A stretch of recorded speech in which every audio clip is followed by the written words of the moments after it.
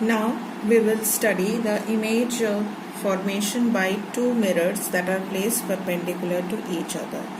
So I have taken here two mirrors M1 and M2 that are placed at an angle of 90 degree with each other. So theta is 90. So using the formula 360 upon theta, it gives us 4. But since even number of images are not formed, therefore the number of images will be 3. So let's see how these images are formed. So for convenience, I have already drawn here the reflected and the incident rays. This is the point object P, right? And it is placed somewhere over here between the two mirrors. Now this P is the ray from P is falling on M1 normally. So if you remember, by default in the previous diagram also I have taken the same ray. Here also I am using the similar kind of ray. So what will happen? The reflected ray will retrace its path. There is another ray inclined at an angle, some angle with the mirror, and it reflects back. So what happens, children? Both the reflected rays will be traced backwards, and wherever they intersect, we will get the image of P. Similar scenario is for M2. The two rays are falling on the mirror M2. The first one falling normally, so it retraces its path. The second one is inclined at some angle, and on extending them backwards, we will again find some intersection point, and at that point we'll get the image. Okay, so let's draw.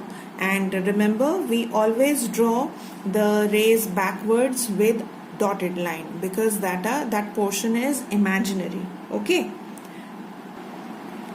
So children, you can see I have extended the rays backwards, and these two rays, reflected rays, are meeting at this point, and here we get the image. Let's say this is I1.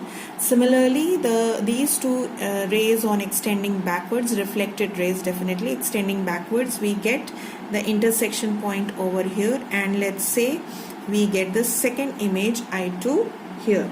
So in the first case, for a human eye, if there is a human eye over here, so for this human eye, it will appear that the light rays, these two light rays, are coming from the point I1, as I have told you that it perceives in a straight line only, right? Similarly, for the mirror M2, this person thinks that the rays are actually coming from point I2. They are originating from point I2. So for this person, I1 and I2 are the origin of the rays. So these two images we have got so far, but there are three images that we obtained. So let's see how the third image is formed. So for this point object P, which is placed over here, the rays will fall in all the direction on both the mirrors, right? So in the first case, you have observed that there was no chance of these rays to go multiple reflection. They have undergone reflection once and finally went out of the mirrors, right? In both the situations. But if the rays of light are falling in this direction, which is very much possible, then what will happen? These rays tend to fall on the second mirror. Similarly, if the rays of light are falling on M2 like this, then there is a possibility that after reflection they will fall on M1 also, and this will give rise to that concept of multiple reflection. So let's take two rays that fall on M1, and after reflection you will see that they are striking the mirror M2, right? So let's say this is, I'm using a red pen to show these rays for better clarity. So this is the first incident ray, right? And let's say this is the first reflected ray, which is, as you can see, is falling on the second mirror, right? Similarly, let me take another incident ray falling on the mirror M2 in this way, and after reflection it is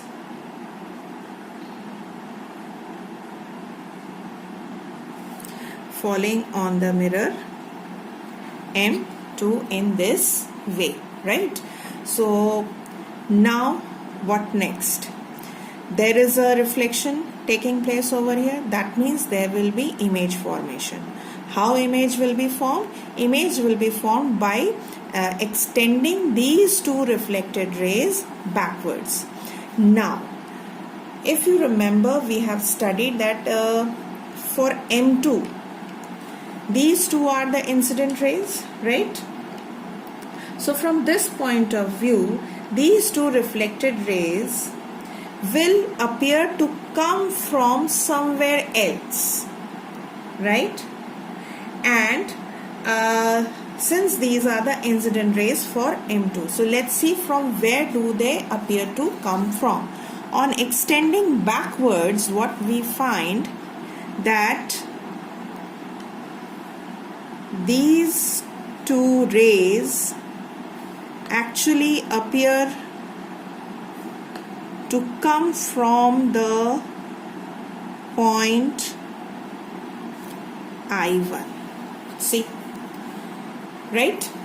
So for M2, it will think that these two incident rays are originating from I1. That makes I1 a virtual object for M2, right? Am I clear, children?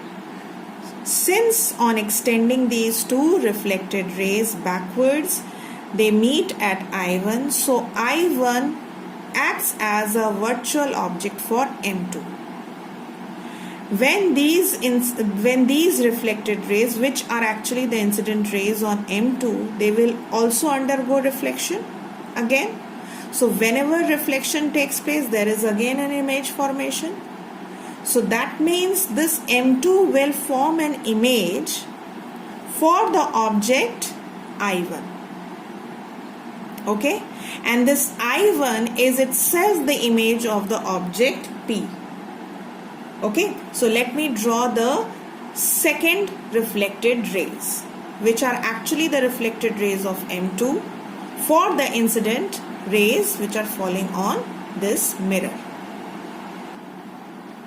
So here these are the two reflected rays. That means the double reflection is taking place. First reflection and then second reflection. Because of first reflection, when reflected rays were extended back, it appeared that it is coming from point I1. So similarly, for these two reflected rays, when I will extend them backwards, they will intersect at some point, and it will appear that these two are coming from some point over here. That means there is double reflection, and it implies that the image of already formed image is possible. I repeat, because of the double reflection, image of already formed image is possible, and let's see how. So I am extending this ray backwards.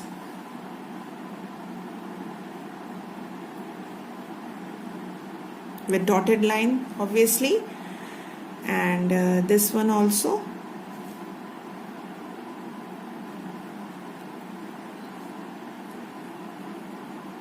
And children, you can very well see that here comes the image number 3, and this image I3 is formed on the mirror M2, for which I1 is the object.